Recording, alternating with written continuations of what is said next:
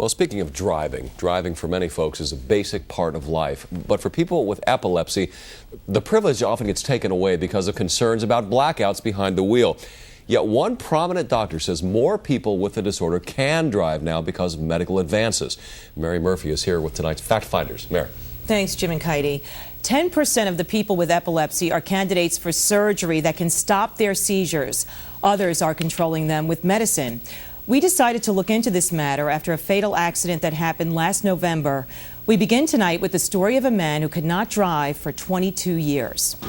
It started at 22 out of nowhere. Part of having epilepsy means you're not going to drive.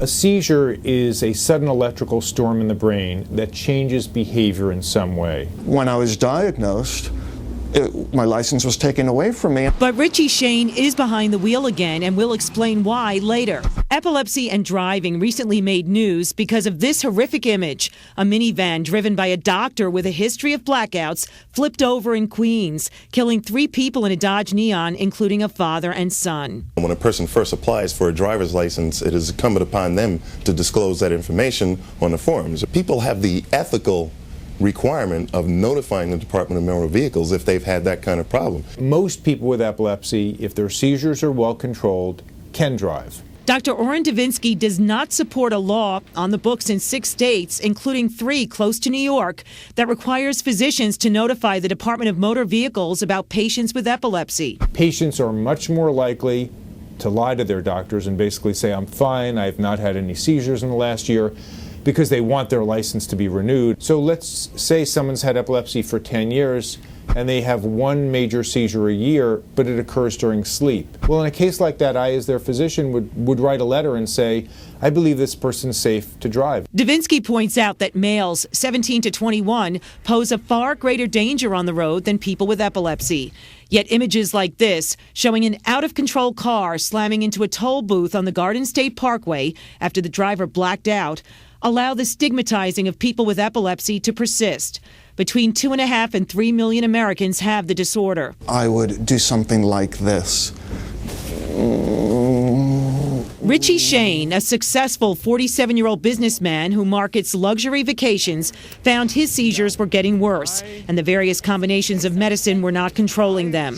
So in 2004, he bit the bullet and agreed to undergo brain surgery performed by Dr. Werner Doyle at NYU, available to about 10% of the people who have epilepsy, an operation that would remove the tissue where his neurons sometimes went haywire. This surgery is a lobotomy. Right front temporal. The operation was so successful, Richie Shane, now seizure-free, is boating along the Hudson River, not to mention driving a car. Couldn't have thought of doing this without having this. And nobody on their driver's license photo has a bigger smile than here. How liberating it is. Shane takes special delight in stopping by the Statue of Liberty. I think about how far I've come. My family and I would have given anything for the results to be half of what they actually are. Shane also pauses by NYU's Tisch Hospital, which overlooks the East River. I say out loud to myself, thank you, God. Thank you, Dr. Doyle. Thank you, Dr. Davinsky. Shane still takes medication to prevent seizures, and he hasn't had any since the surgery. Elizabeth Hardwick also had brain surgery to stop seizures, but there was a side effect. I don't have any peripheral vision on the right side at all. Like, the midline is, like, in front of my nose. Some people would go ahead and drive, but I wouldn't feel right doing it. Elizabeth moved to New York City from Albany because of the great public transportation system here. Richie Shane has launched an educational campaign about epilepsy to emphasize it's just one part of a person's life.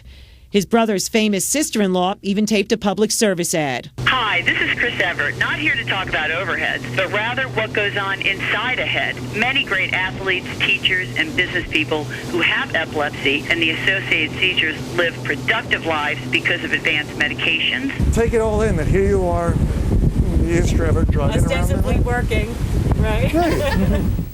ostensibly working. Going on Richie's boat was a nice part of this assignment.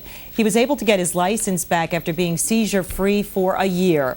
If you'd like more information about epilepsy, which affected the likes of Julius Caesar and the late actor Richard Burton, please log on to nyufaces.org for details. I learned a lot. So did we. That was an excellent report. Thank you so much, Mary.